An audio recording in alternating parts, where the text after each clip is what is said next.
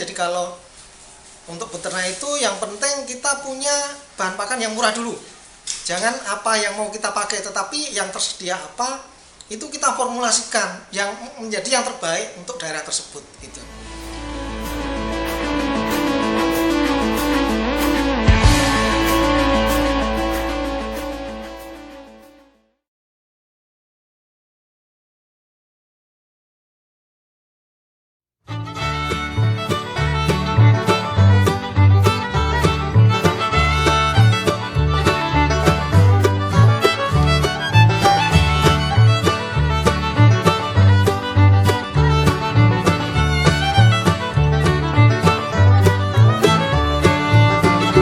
Assalamualaikum warahmatullahi wabarakatuh. Apa kabar teman-teman semua? Semoga semua sehat dan ternak Anda semua juga sehat.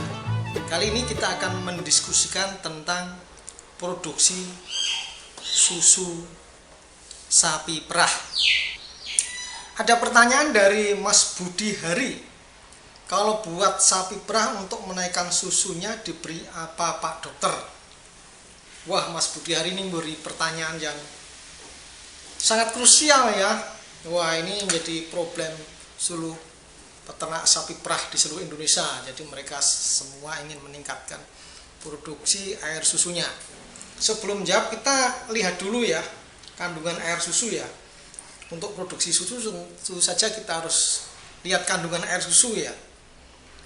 Air susu atau susu murni itu kalorinya 150, 8 gram protein, 9 gram lemak, 300 mg kalsium, 300 IU vitamin A, 98 IU vitamin D.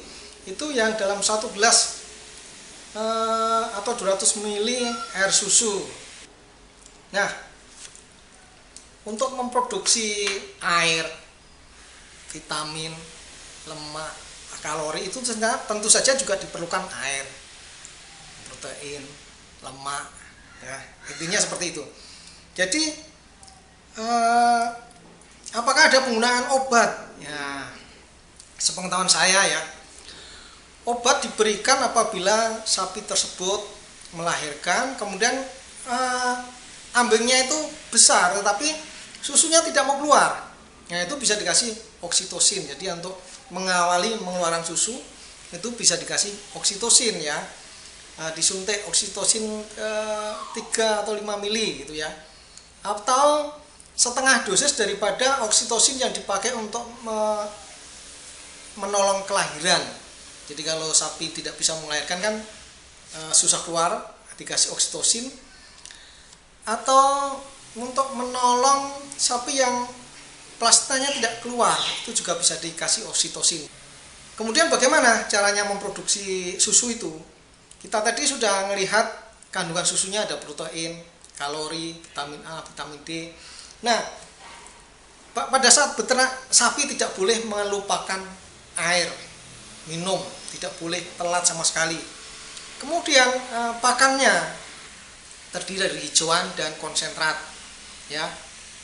Kemudian hijauan untuk hijauan untuk sapi perah ini harus yang bagus.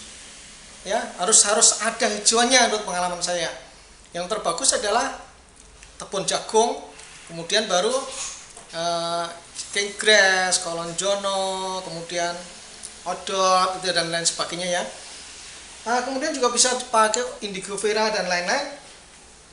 Kemudian jangan lupa konsentratnya. Sebelum kita bahas ke pakan lebih lanjut, kita harus tahu bahwa untuk memproduksi susu itu suasana hati ya. Suasana hati sapinya itu harus bagus. Jadi tidak stres, tidak sakit. Lingkungannya juga tidak panas. Jadi kan kalau lingkungannya dingin, sejuk, enak, produksinya pasti bagus. Jadi, seperti orang juga, kalau suasana hatinya bagus, ibu-ibu menyusui itu produksinya akan bagus juga.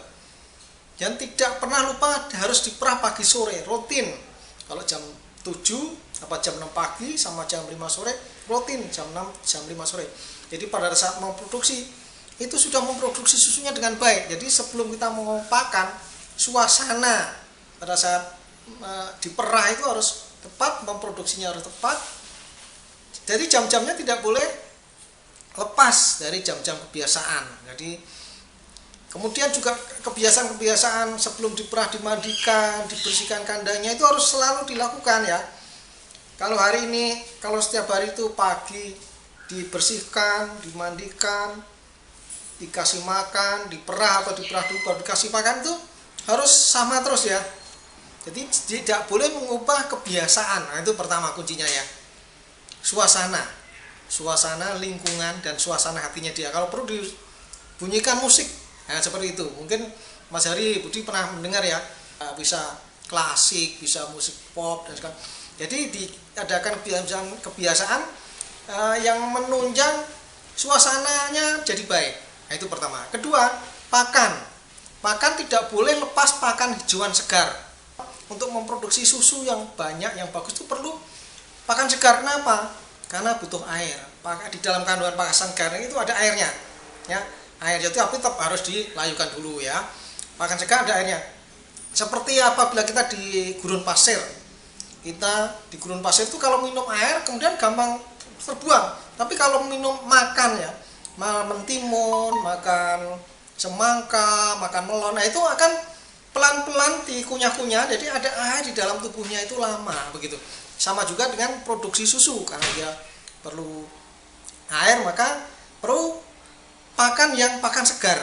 Pakan segar minimal 60% ya, 60%. Kemudian konsentrat. Nah, konsentrat ini karena tadi ya, untuk membuat kalori berarti perlu pakan yang total digesti nutriennya bagus, energinya bagus.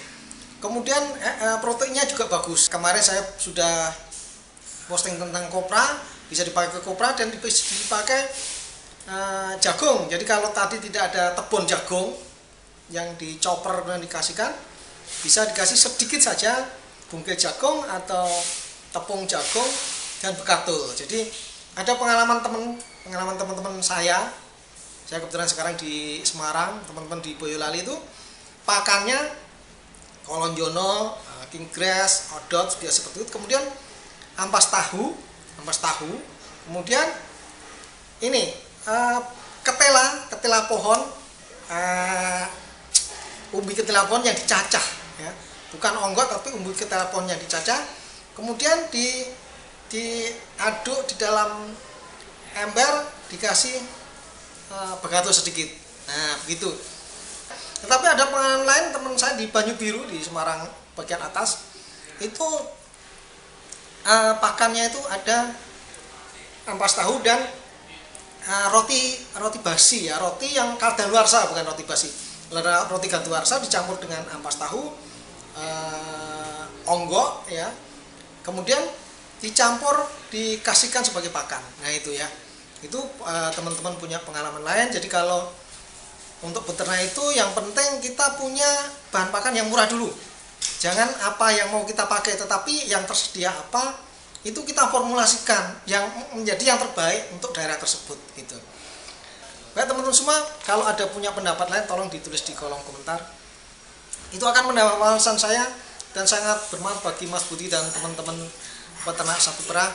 Saya ucapkan terima kasih, dan kepada semua viewer, subscriber, liker dan komentator, saya doakan semoga semuanya sehat, rezekinya bertambah banyak dan selalu sukses dalam beternak.